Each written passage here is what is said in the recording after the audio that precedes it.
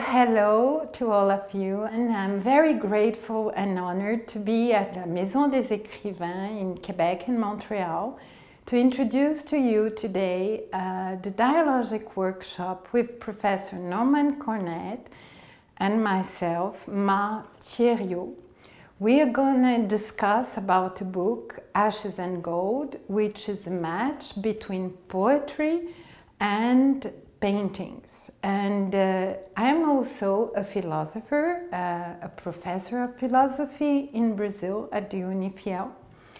And I would like especially to dedicate today all the workshop to a professor, Milton José de Almeida, who created a discipline, movie and education, who actually died, but who introduced us to the importance of reading and understanding the movie through the lens of philosophy. So I thank Milton José de Almeida, where he is, for the opportunity to have the book with the images and the text matching both. Thank you very much, and I hope you enjoy the Dialogic workshop.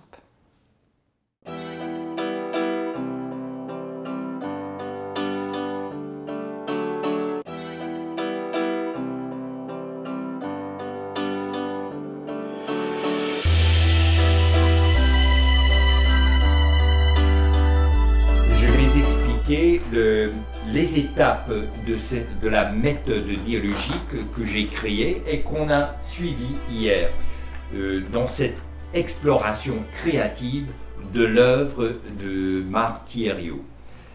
D'abord, je leur ai remis une feuille.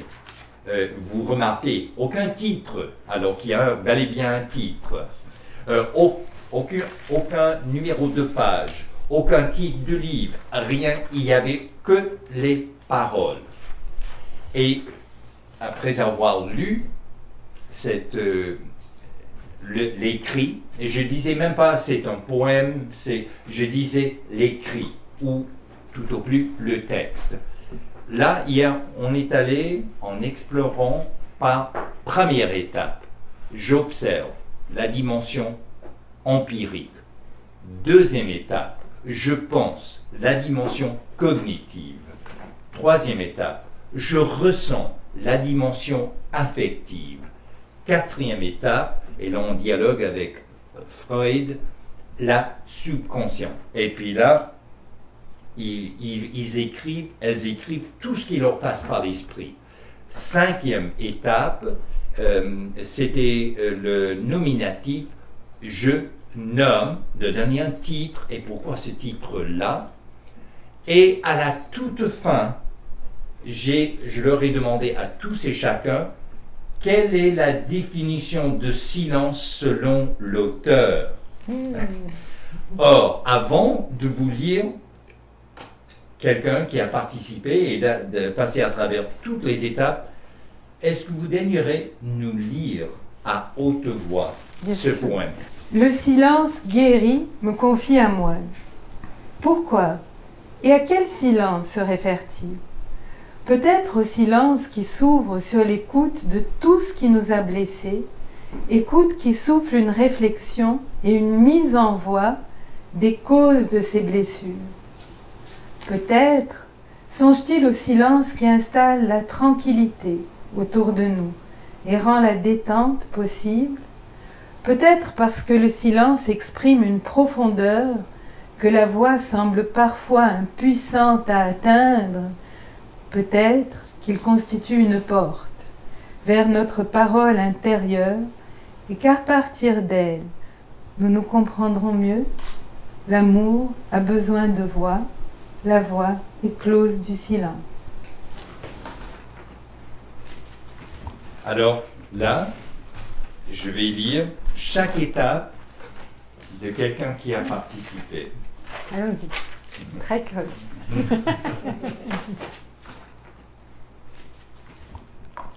Définition, silence, mot qui définit le calme. Écoutez, regardez. Le regard devient plus présent. Les petits sons sortent. Devient en avant-plan les églises, se recueillir, écouter le silence. Première étape, j'observe la dimension empirique. 5 paragraphes, 25 lignes, finit toujours par des points d'interrogation, sauf le dernier paragraphe.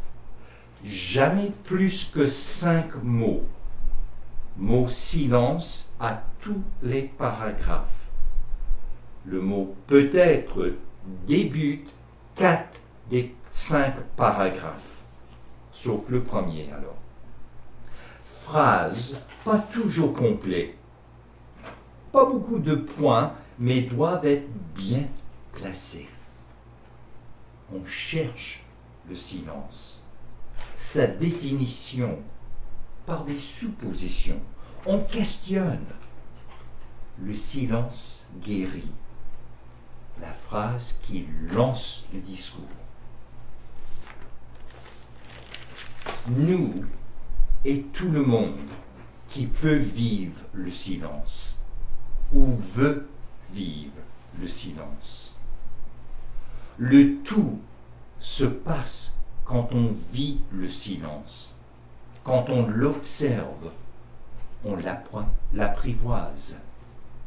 Texte écrit dans l'action. À la fin de chaque paragraphe, on pose une question. Ce qui amène à arrêter la lecture et y réfléchir. Les espaces entre chaque paragraphe. L'espace nous arrête aussi. Les liens débutent par une supposition et finissent par des questions, ce qui nous invite à continuer la lecture. Et à la fin, un point. C'est fini, stop. Tout au long, c'est très entraînant. On cherche une réponse. Au début, on affirme que le silence guérit. On veut connaître pourquoi. Et ça nous entraîne à la lecture, à la découverte de cette affirmation. Deuxième dimension, je pense la dimension cognitive. On suit toujours la même idée, la recherche du silence. Pourquoi avoir pris le moine comme départ pour le texte? C'est restrictif. Comme si on voulait attacher le silence à la méditation, alors que c'est plus grand que ça. Le silence est tout, et dans toutes les heures du jour. Toujours le même procédé. Peut-être la recherche, questionnement, ça ouvre les portes. Recherche de son moi intérieur par le silence. Vouloir comprendre la réflexion de ce moine sont tous les questionnements. Pas juste le silence en son, mais aussi le silence des choses et le silence des idées que l'on tait, que l'on ne dit pas, que l'on enfouit, que l'on ne veut pas ouvrir et écouter. La petite voix intérieure, celle qui nous juge, que l'on ignore. Quatrième étape, la dimension affective. Je ressens. À première vue, le texte amène à vouloir le silence, vouloir l'apprivoiser, écouter le silence, le vivre même. De commencer avec le moine influence notre écriture, notre lecture. Le poème me semble bien équilibré, très aéré. Les points d'interrogation arrêtent la lecture, amènent à la réflexion. J'aime que l'on évoque toutes sortes de silences qui ne veut pas dire la même chose, mais qui s'appelle toujours silence. Le mot est plein et a plusieurs facettes. J'aime le silence. Je l'apprivoise chaque jour, pas juste dans ma tête, mais aussi dans mes gestes, sans pour autant devenir restrictif. Quatrième dimension, la subconscience. Les points d'interrogation sont disgracieux, gros, trop présents. Le silence, mot très important, feutré. Pas de synonyme, c'est impossible. Un mot, c'est tout. Il y a silencieux aussi. Tout ce que l'on ressent dans le silence, sentiment ou ressentiment. Silence souvent silence que souvent on remplit par des futilités, juste pour ne pas être ou se sentir seul. Souvent perçu comme un vide, un trou noir, l'angoisse. Qu'est-ce que le silence? Sans point d'interrogation. Apprivoiser le silence, c'est aussi se rapprocher de soi, s'écouter et aussi s'entendre. Le silence change de visage, toujours. C'est peut-être pour ça que l'on ne le connaît pas très bien. Il change selon nos états d'âme, les personnes que l'on rencontre ou des sons ambiants. J'entends des oiseaux, du vent dans les feuilles, des arbres, musique légère, déjeuner dans l'herbe ou à l'abri d'un arbre à l'ombre. Je veux faire taire la foule pour pouvoir entendre le silence. Les extrêmes pour pouvoir avoir, vouloir le silence. Quatrième étape, nominative. Je nomme. La personne avait choisi quelques types. D'abord, la recherche du silence. Deuxièmement, où est le silence? Troisièmement, le silence guéri, qui est en réalité le titre. Pourquoi ces titres-là? Le texte amène à trouver le silence, à le chercher dans ce que l'on connaît. Titre, question.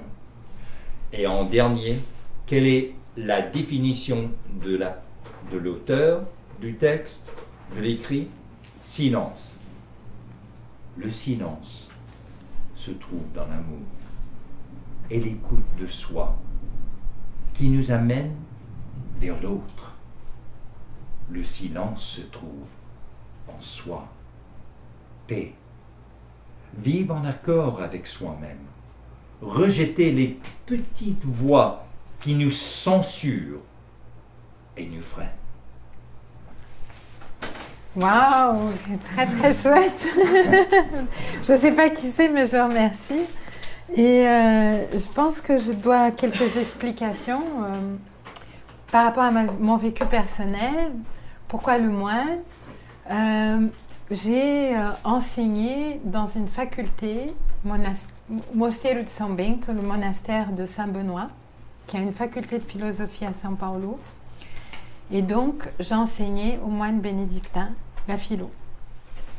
Et eux ont une pratique de silence. La première chose qu'on apprend en philo, c'est problématiser. Les philosophes sont très mauvais poètes. Vous savez, Hannah Arendt, je suis en train de la lire, puis elle est poète. Je trouve lourd. La poésie, ça demande une certaine légèreté.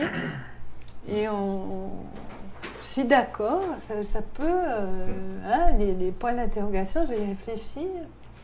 Peut-être j'aurais pu mettre des points de suspension. Moi, vous enseignez à des moines. Mais j'ai enseigné, oui. Oui, mais ils étaient dans le silence, donc c'est... Est-ce qu'ils interagissaient? Alors, justement, mon cours était constructiviste. Ma classe était très, très vivante. Et les classes à côté étaient très silencieuses. C'est-à-dire qu'il y avait le moine là, qui faisait sa classe et tout.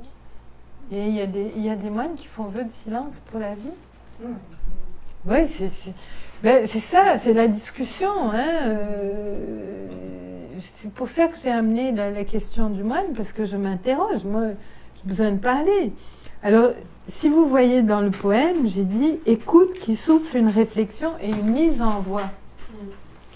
Et l'amour a besoin de voix. C'est-à-dire que je ne justifie l'écoute que dans la mesure où elle permet à chacun de prendre sa place, finalement, et de prendre sa parole. La poésie, je vous avoue que c'était une façon de parler plus simplement de problèmes profonds que j'ai parlé dans les mutations, mais j'avais pas de lecteur. Puis tout d'un coup, avec la poésie, les lecteurs sont apparus. Et parce que c'est plus direct, c'est plus court, c'est plus facile, c'est plus... Mais le silence, c'est presque un quotidien du philosophe. Le problème, c'est la mise en voix. C'est pour ça que j'étais fascinée par l'atelier dialogique, parce que je me suis dit, ils vont se mettre en voix. Et la méthode du professeur Cornette permet la mise en voix. Et je travaille actuellement un texte qui parle de la mise en voix VOX, mise en voix VOIE. Comment on viabilise cette parole, et c'est tout le problème du dialogue. S'il n'y a pas d'écoute, il n'y a pas de mise en voix.